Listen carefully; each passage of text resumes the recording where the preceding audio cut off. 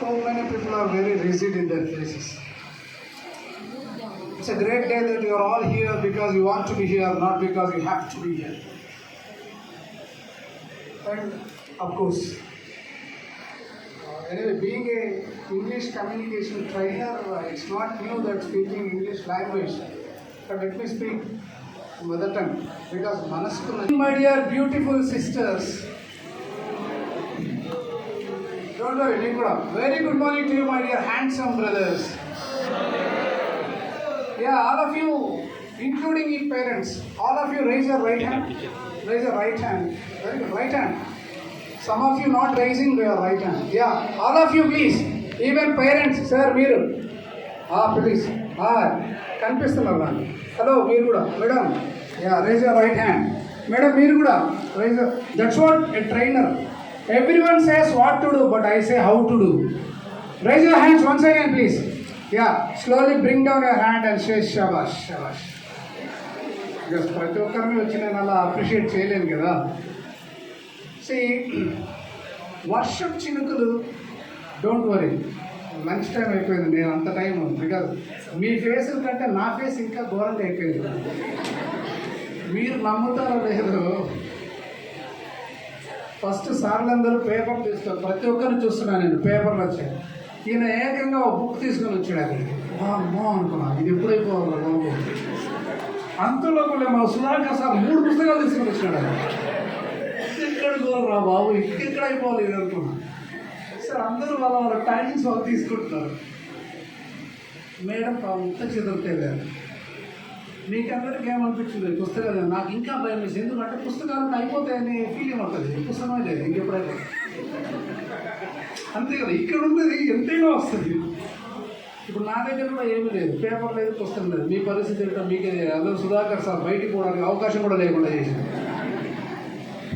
ఇంకా విచిత్రం ఏంటంటే, అఫ్కోర్స్ మాకు ఈ పనిష్మెంట్ కావాలి. ఇప్పుడు ఇక్కడ ఏ కాలేజీకి పోయినా I feel it's bless impact, అంటే బ్లెస్సింగ్ పనిష్మెంట్ అంటారు. ఎందుకు కావాలను? కనీసం మీరు అక్కడ కూర్చోన్నారు కాబట్టి మీరు వస్తే గీరుకోవచ్చు. మాకు ఇక్కడ కూర్చోవాలి, నా పరిస్థితి ఎక్కడ పడితే అక్కడ గీరుకోవడానికి కూడా. ఎందుకంటే మీరు అంతా చూస్తుంటారు కాబట్టి, డిసిప్లిన్ పాటించారు కాబట్టి, అటిక్వేట్స్ పాటించారు కాబట్టి.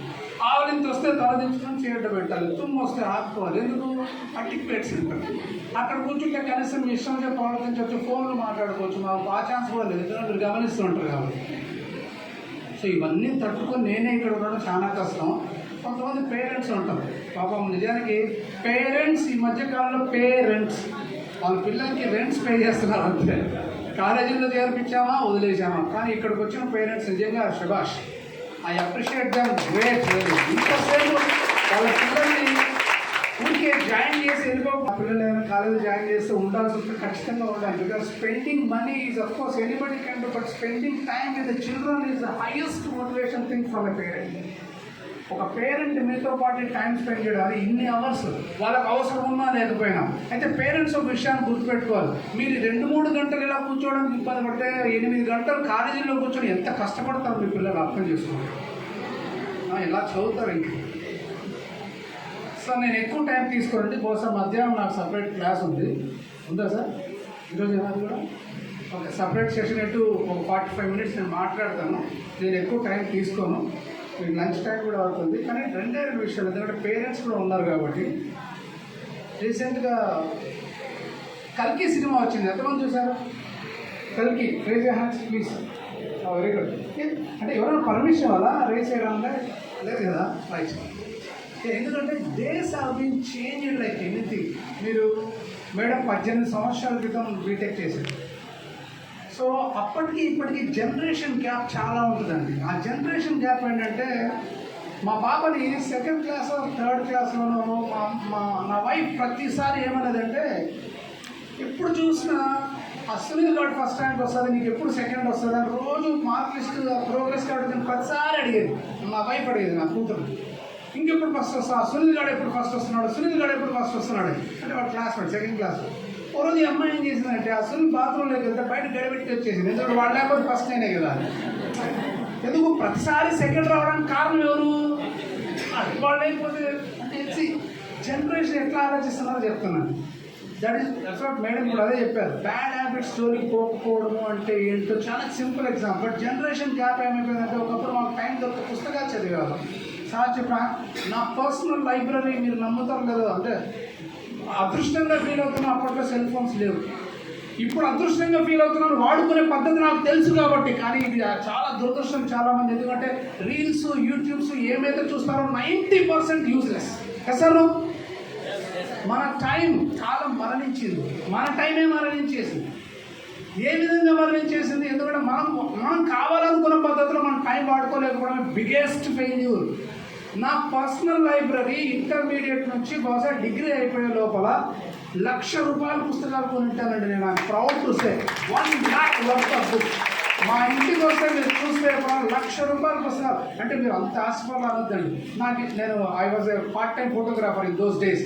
మా పేరెంట్స్ మీద నేను డిపెండ్ అవ్వలేదు. 10th అయిపోతానే నేను పార్ట్ టైం జాబ్ చేయడం మొదలుపెట్టాను. ఇప్పుడే మేడం సార్ వాళ్ళు చెప్పాను, multiple personality, multiple skills, multi task అని. ఇంటర్మీడియట్ నుంచి నేను పార్ట్ టైం ఫోటోగ్రాఫర్గా వెళ్ళేవాడిని. సో నేను సంపాదించిన డబ్బంతా కూడా పుస్తకాలే కొన్నాను. దాదాపు ₹1,00,000 పుస్తకాలు నా పర్సనల్ లైబ్రరీ. బెంగళూరుకి వెళ్తే అవెన్యూ రోడ్ అని ఒకటి ఉంటుంది, ఆల్మోస్ట్ 4-5 కిలోమీటర్స్ ఉంటుంది. ఆ రోడ్లో మీరు నడిస్తే భుజాలు తగలకుండా నడవలేరు, అంత రష్ ఉంటుంది. సాటర్డే సండే ప్లాట్ఫామ్ మొత్తం బుక్సే ఉంటాయి. మన కోటికి వెళ్ళామంటే హైదరాబాద్లో ప్లాట్ఫామ్ మొత్తం బుక్సే ఉంటాయి. నాకు షోరూమ్స్లో లేదా బుక్ షాప్స్లో పుస్తకాలు కొనలేక సాటర్డే సండే వచ్చిందంటే నేను ప్లాట్ఫామ్ మీద తిరుగుతూ ఉంటాను. ఎందుకంటే ప్లాట్ఫామ్ మీద బుక్స్ సెకండ్ హ్యాండ్ దొరుకుతాయి కాబట్టి. అలా కొనేవాళ్ళు చాలా పుస్తకాలు. But today I'm becoming like ఈరోజు నేను ఎక్కువ మాట్లాడిన రోజు చెప్పానంటే 45 minutes 1 hour. I charge for 1 hour. కడపలో నాకు తెలిసి 1 hour మాట్లాడితే 5,000 నుంచి 10,000 రూపాయలు తీసుకునే ఏకైక వ్యక్తి Bhaskar Rao sir. I'm proud to say because అంటే ఈ పర్సనల్ డెవలప్మెంట్ కావచ్చు, ఇంగ్లీష్ కావచ్చు, I show in different way. What to do everyone says. ఇక్కడికి వచ్చిన వాళ్ళంతా ఎవరో అందరూ ఏం చేయాలో చెప్తారు కానీ how. So biggest question parents కూడా అడుగుతున్నాను నేను. మనం చాలామంది చెప్తూనే ఉంటాం, నువ్వు అది కాన్సన్ట్రేషన్తో చదువురా, కాన్సన్ట్రేషన్తో చదువురా, శ్రద్ధగా చదువు. ఎన్నిసార్లు పేరెంట్స్ అంటుంటాం మనల్ని. ఒక స్టూడెంట్కి తిక్కలేసేసిందండి, కాన్సన్ట్రేషన్ చదువు, శ్రద్ధగా చదువు. ఎన్నిసార్లు చెప్తావునా, నాకు అలాగే చదవాలి. కానీ ఎలా కాన్సన్ట్రేషన్ ఎలా పెట్టాలో చెప్పు, శ్రద్ధ ఎలా పెట్టాలో చెప్పు. నేను శ్రద్ధగా చదవాలని పుస్తకం ఓపెన్ చేస్తా, ఎదురుగా సుశీల మిద్ది మీదకి వస్తుంది. ఎలాగన్నా, ఎలా శ్రద్ధగా, ఎలా కాన్సన్ట్రేషన్ ఏకాగ్రతతో చదవాలి, ఎలా, హౌ. ఆన్సర్ లేదు మన దగ్గర. Try to understand this. ఏం చేయాలో 100లో 90 మంది చెప్తారు, ఎలా చేయాలో చెప్పేవాళ్ళు దొరకడమే మన అదృష్టశాత్తు. నాకు తెలిసి ఇక్కడ మీరంతా ఉన్నారు కాబట్టి చెప్తున్నాను. కాలేజీకి వచ్చేటప్పుడు నా ఇంప్రెషన్ వేరు, సుధాకర్ సార్తో మాట్లాడిన తర్వాత ఇంప్రెషన్ వేరు, సుధాకర్ మాట్లాడిన తర్వాత ఇంప్రెషన్ వేరు, వీళ్ళందరూ మాట్లాడిన తర్వాత ఇంప్రెషన్ వేరు. చాలా వర్షం చినుకులు పడతాయండి. ఒక వర్షం చినుకు బురదలో పడింది అనుకోండి, కాలువ నీళ్ళలో ఏమైపోద్ది? బురద అయిపోతుంది కాలువగా.